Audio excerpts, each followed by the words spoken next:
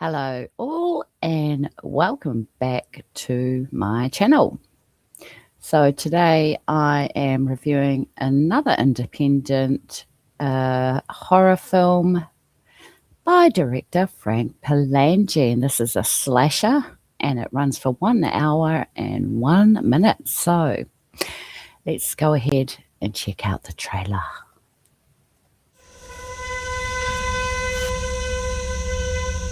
Thank you so much, Mr. Carpenter. I really needed the work, and I love house sitting. Got ourselves severed limbs here, murder weapon. Yeah, okay, stay out there a little bit more towards West Mountain. People are dying. There's a man trying to kill me.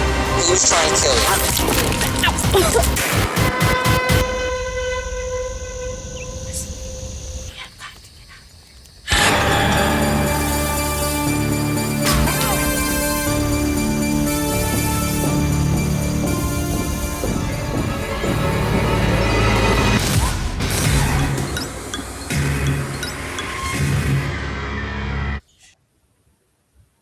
Oops, I think I cut it off a little bit early, but yes, so that was the trailer for Farmhouse. So the synopsis is house sitting can be relaxing, peaceful and refreshing, but terror is here to stay. This Warren County serial killings cases is just one of the most perplexing and tragic chapters in recent American criminal history. So we begin where we left off with the first film, Warren County. And we're back with Just Ricks. And he is investigating the murders happening across Warren County, like he was in the previous film. So Sheriff Todd Trammer, played by the director himself, Frank Palangi, happens to allow Just Ricks to join him on the force at the police station, possibly to keep him out of the way.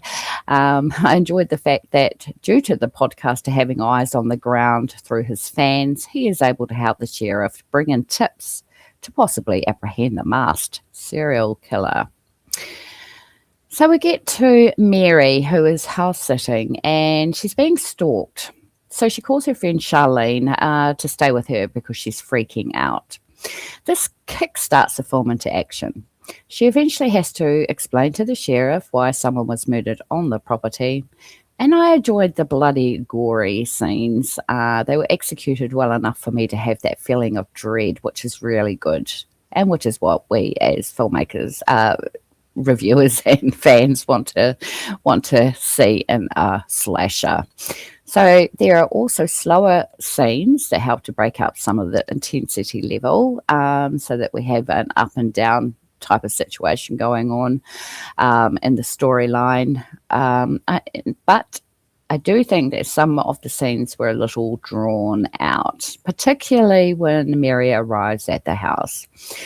Now, I know it is because it's basically to present the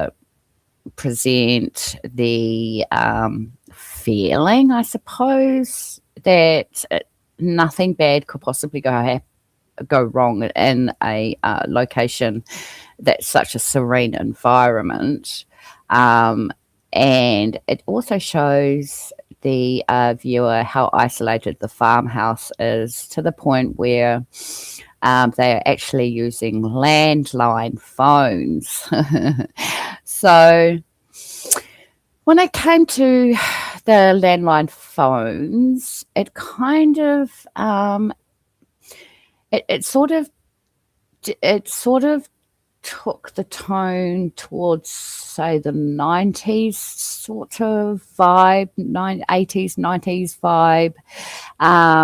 But then we have cell phones as well. So I think what I may have missed in my initial review of this film is that it's actually giving off the vibes of a 80s, 90s film, but it's not set in the 80s or 90s. So when things like this happen in the story arc, it can possibly take the viewer away from a sense of setting, as in which era we're in.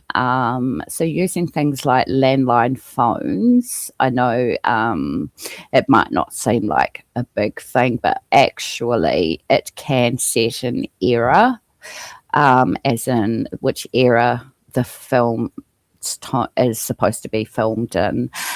So just be careful with that sort of stuff. It does also give the impression that it must be such an isolated off the grid type of situation, because the use of a landline phone gives an indication that it's out in the wop wops, no man's land. There's basically your neighbour's a mile away type of situation. So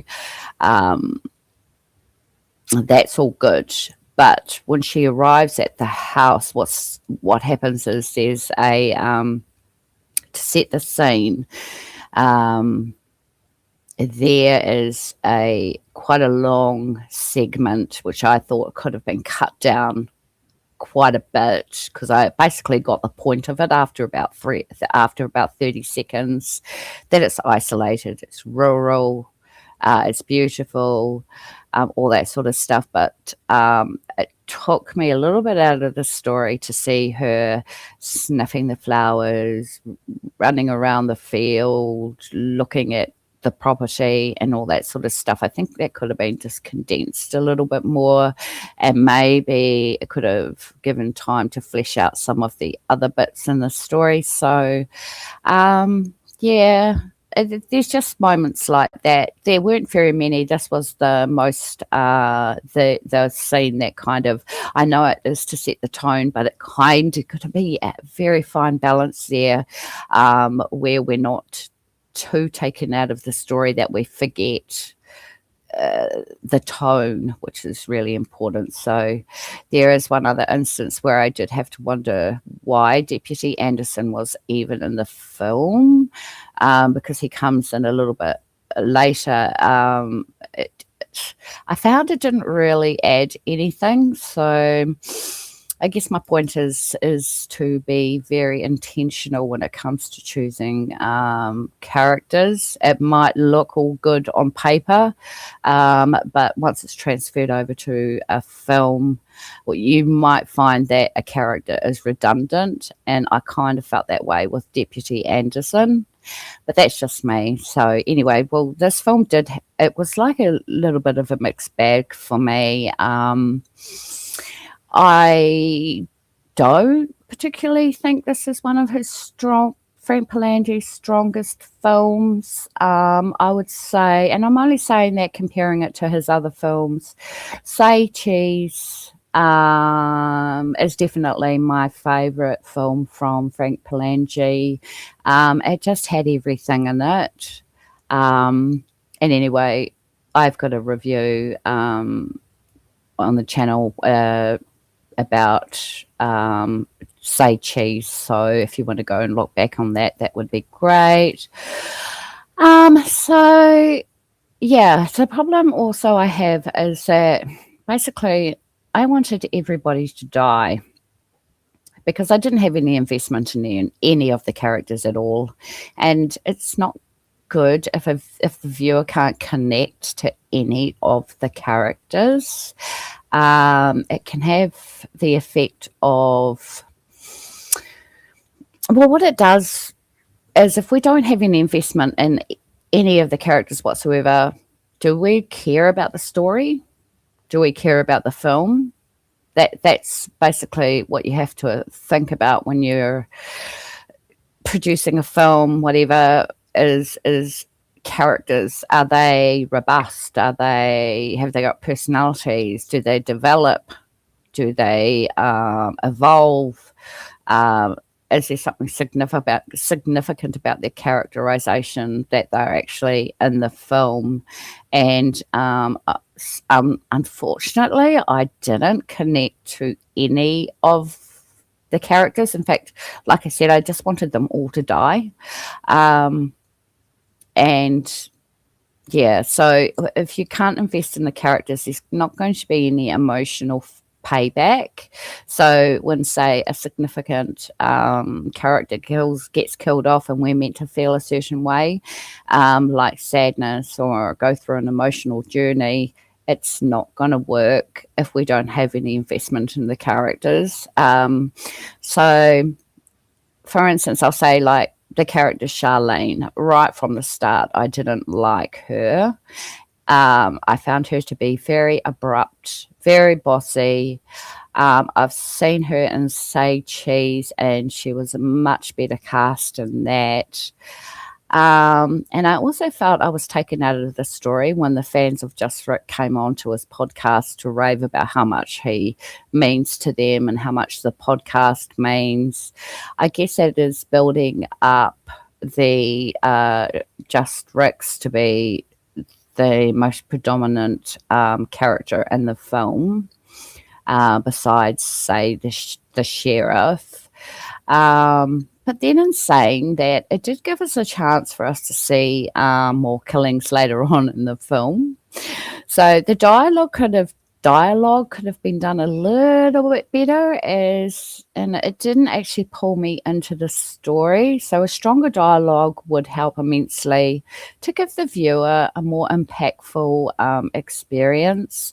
I did really enjoy the twist at the end, and also make sure to watch through till after the credits, where there is another massive twist which left a cliffhanger. And it was unexpected, which is an added bonus. So overall, the ending leaves me to think that there might be another one coming in this series.